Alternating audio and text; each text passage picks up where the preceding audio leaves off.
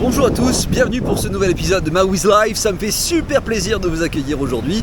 Pour aujourd'hui, on va parler un petit peu sécurité. Je me rappelle d'une ancienne campagne de pub qui disait « Prenez la mer, oui, mais pas les risques ».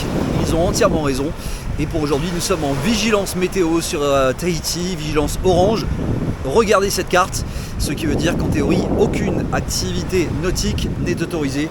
On n'a pas le droit de sortir avec les kayaks, encore moins d'aller nager. Et même le mythique spot de surf de Chupo est interdit d'accès.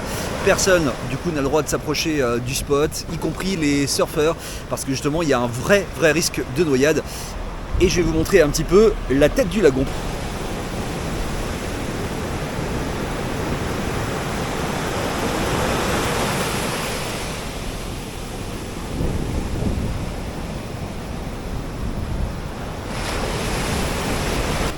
Alors sur le dernier épisode, je vous ai emmené directement à la barrière de corail. Il faut le savoir, la barrière de corail, juste là-bas derrière moi, elle est déjà située à 700 mètres, ce qui veut dire qu'il faut 1 km 400, 1 km 500 de natation pour pouvoir faire l'aller-retour.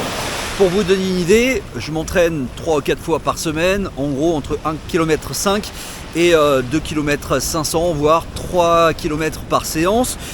Autant vous dire que j'ai plutôt un très bon niveau au niveau natation.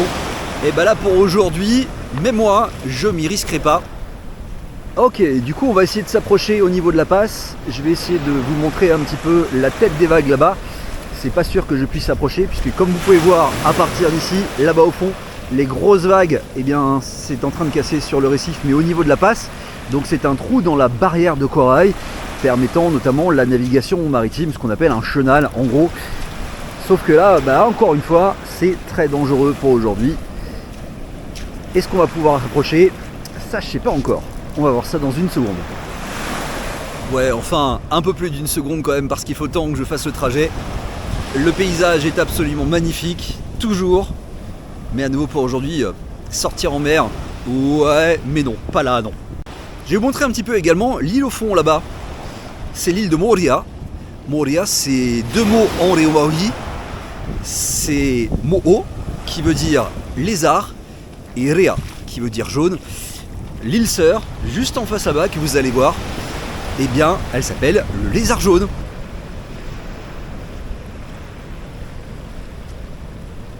Alors ce qui est super cool, je vous emmènerai également d'ici quelques temps pour approcher les baleines. Alors on va pas forcément aller nager avec elles, mais on va s'approcher le plus près possible de la barrière de corail et vous allez voir, les baleines sont quasiment au pied, du coup on peut les observer de façon fabuleuse.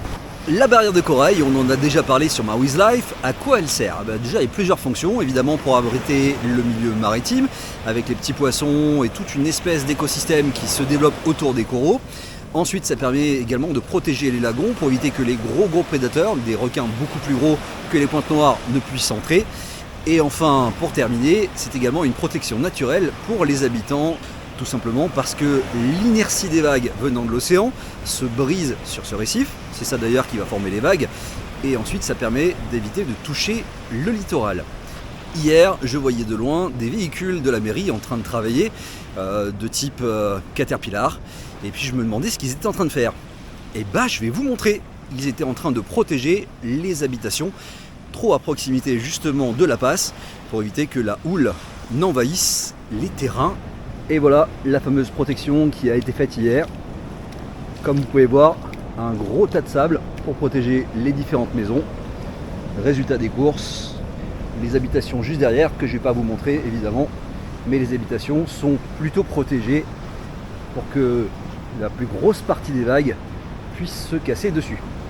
Alors ça n'empêche pas l'eau de passer, mais du coup ça ralentit quand même pas mal.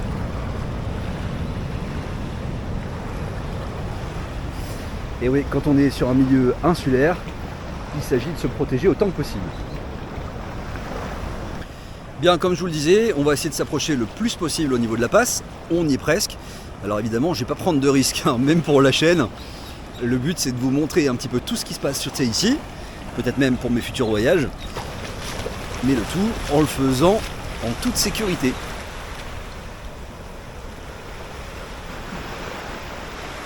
Ouais, effectivement. Observez bien un petit peu la mer. Regardez, on voit carrément le courant qui s'éloigne en direction de la passe.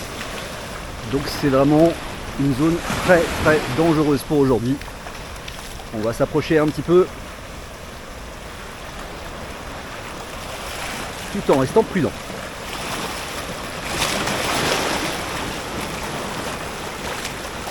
Alors regardez un petit peu les remous là-bas.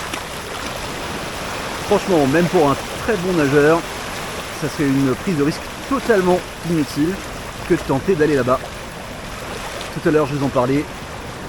Essayez de voir un petit peu vos limites. Je vais vous dire est-ce que je peux ou non. Et la réponse, même avec mon entraînement, c'est là, non. On peut pas. Et quand je vous parle de courant, regardez, je rigole pas. Juste au niveau de mes chevilles.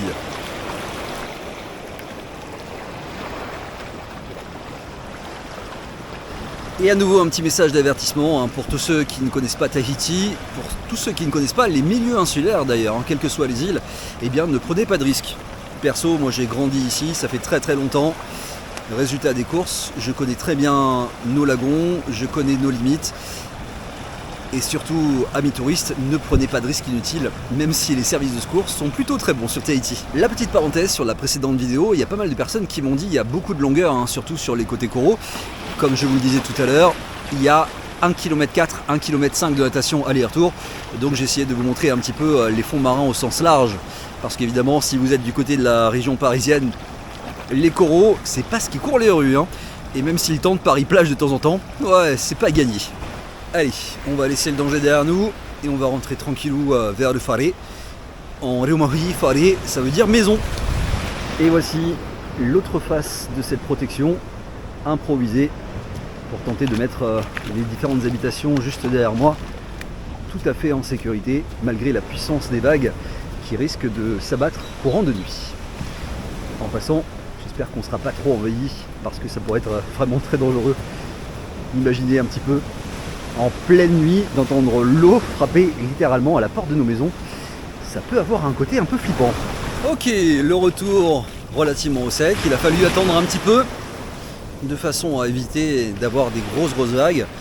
Parce que même si je fais 1m80 pour 90 kg, en général, les vagues ne pardonnent pas.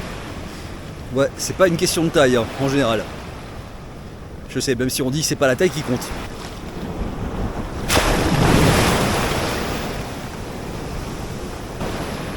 Quand je vous disais qu'il ne faut pas rigoler avec la mer, c'est le cas de le dire. Vous avez vu la puissance de la dernière vague là. Ne prenez surtout pas de risques les amis, surtout pas. J'espère que ce nouvel épisode de Maui's Life vous aura plu. On se retrouve très prochainement pour de nouvelles aventures.